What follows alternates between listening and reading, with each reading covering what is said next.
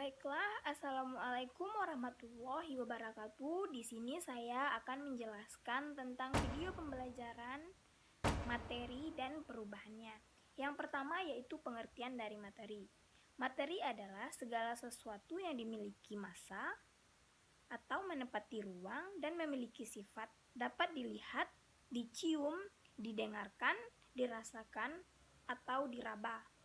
Materi juga mempunyai volume, seperti segala sesuatu yang ada di dalam alam semesta. Contohnya saja manusia seperti kita ini bisa dikatakan dengan materi. Yang kedua, sifat-sifat materi. Sifat materi adalah kekhasannya yang dimiliki oleh suatu objek atau seperangkat dari suatu sifat atau karakteristik kekhasan yang dimiliki oleh materi tersebut. Materi dapat dikenal karena sifat dari materi tersebut. Sifat umum yang dimiliki materi ialah sifat yang sama dengan materi lain dengan satu golongan tertentu.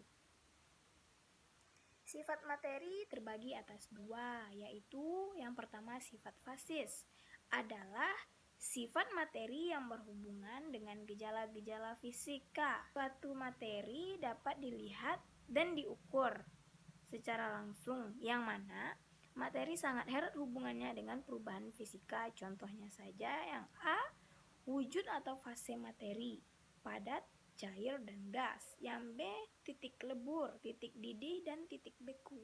Yang C, daya antara panas dan listrik.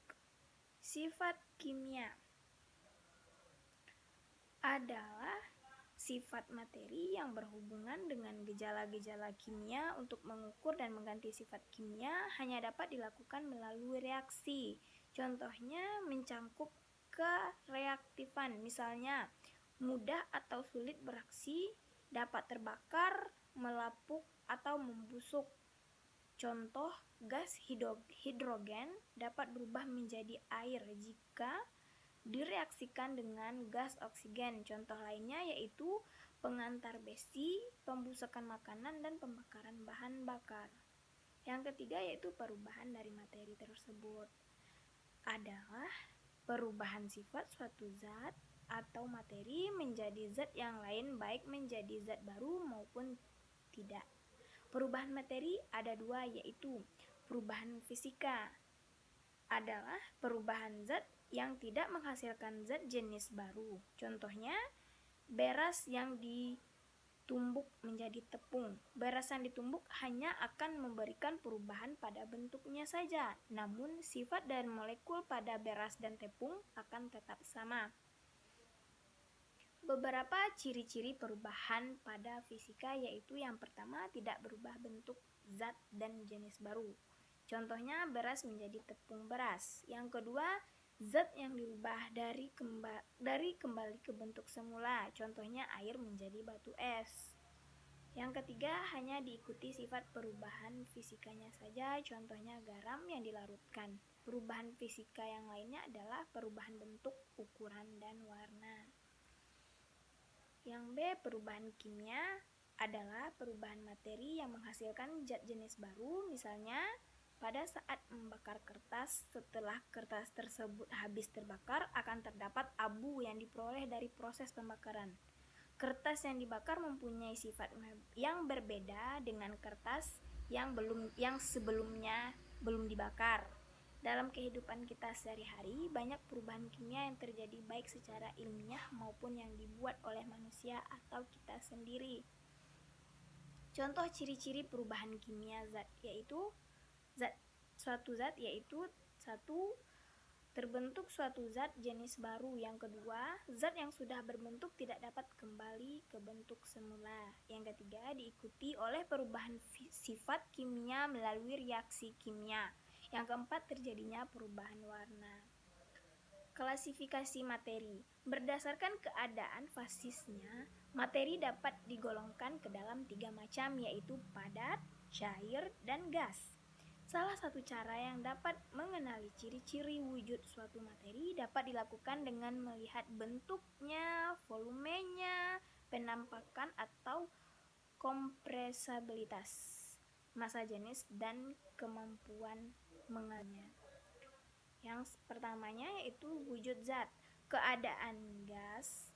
Zat, gas ialah suatu atau benda yang mempunyai volume dan bentuk yang selalu berubah-ubah sesuai dengan tempat dan wadahnya. Selain itu, volume gas bisa berubah karena perubahan suhu. Misalkan, sejumlah gas tertentu dalam suatu silinder, jika dinaikkan suhunya, maka volumenya gas akan bertambah mengikuti kekuatan tekanan.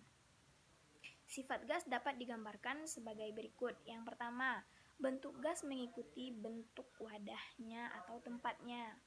Yang kedua, volume gas sangat tergantung pada tempatnya. Yang ketiga, penempatan atau kompresibilitas gas mudah dimampatkan. Yang keempat, massa jenis gas lebih kecil dibanding zat cair atau zat padat. Yang kelima, gas dapat mengalir. Contohnya pada balon, ban sepeda, botol kosong, dan lain-lainnya. Yang B, cairan. Zat cair ialah suatu zat atau benda yang mempunyai volume yang tetap tetapi bentuknya berubah-ubah sesuai dengan tempat atau wadahnya. Ciri dan sifat cairan yaitu yang pertama, bentuk zat cair mengikuti wadahnya. Yang kedua, volume zat cair memiliki volume yang tetap. Yang ketiga, zat cair sulit untuk dimampatkan. Yang keempat, zat cair memiliki massa jenis sedang. Yang kelima, zat cair dapat mengalir. Contohnya bensin dalam botol, teh dalam gelas, air dalam ceret, dan lain-lain. Yang C, padatan. Zat padatan ialah zat atau benda yang mempunyai bentuk dan volume yang tetap. Ciri dan sifat padatan yaitu yang pertama, zat padat mempunyai bentuk tetap, zat padat mempunyai volume tetap, zat padat tidak dapat dimampatkan, zat padat pada umumnya mempunyai massa jenis yang sangat besar. Yang kelima, zat padat tidak mengalir. Contohnya kelereng, balok kayu, batu, genteng, tembok, dan besi, dan lain-lain. Larutan dan kelarutan. Larutan merupakan campuran homogen antara dua zat atau lebih yang saling melarutkan dan masing-masing zat tidak dapat dibedakan secara fisik. Ada dua komponen larutan yaitu terlarut atau solut dan pelarut atau solvent. Proses terjadinya suatu larutan dapat mengikuti proses. Yang pertama, zat terlarut bereaksi secara kimia dengan pelarut dan membentuk zat yang baru. Yang kedua, zat terlarut membakar zat terfolasi dengan zat pelarut. Yang ketiga, terbentuk larutan berdasarkan dispres. Contohnya larutan garam dan gula. Yang B, kelarutan. Merupakan kemampuan suatu zat terlarut untuk dapat larut dalam sejumlah pelarut pada suhu tertentu. Kelarutan suatu senyawa bergantung pada sifat fisika dan kimia zat terlarut dan pelarut, dan juga bergantung pada faktor temperatur atau suhunya. Contohnya etanol dalam air. Oke, sekian. Banyak salah dari video yang saya buat. Saya ucapkan mohon maaf. Sampai di sini. Wassalamualaikum warahmatullahi wabarakatuh. Dadah.